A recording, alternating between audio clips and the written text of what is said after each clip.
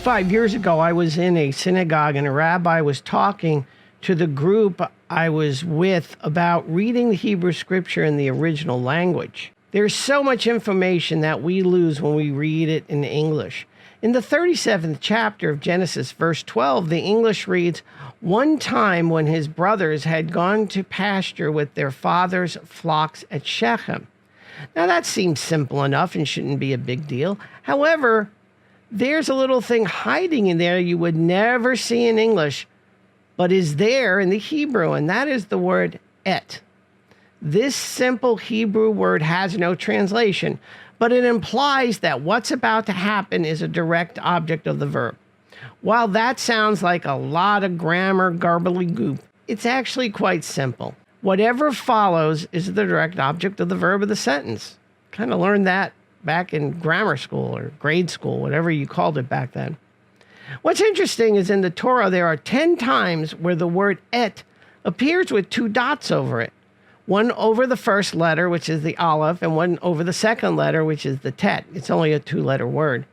Why do these 10 times occur? You would not see this unless you were reading the original Hebrew. These dots have nothing to do with the vowel extensions that were added to the language back in 600 or so CE. So the question becomes, what are they all about?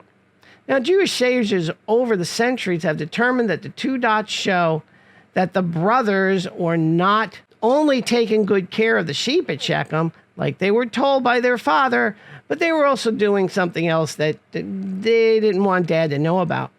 And then comes Joseph into the scene, and he sees what's going on. They're doing more than just taking the care of the flocks of Jacob, their father.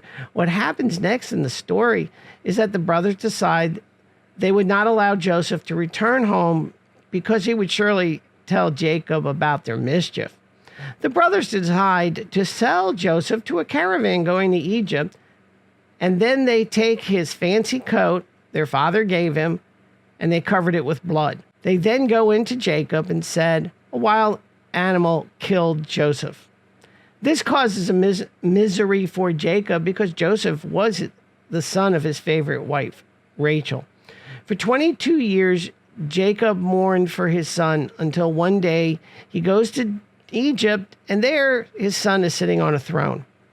What this means to us today is that when we taint a moral act, we get tainted results. The most important part is if we have good intentions and we allow those good intentions to get spoiled, then we shouldn't be surprised when the result is not one we expected and probably will not have excellent results. Our mission in life should be pure, with our words and actions being the best they can be.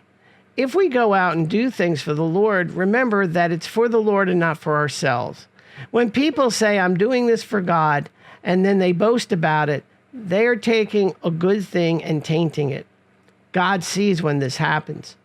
So don't be like Jacob's brothers, who had some other intention than just watching the sheep. Thank you for listening. My name is Mike Koplitz, and as always, Shalom.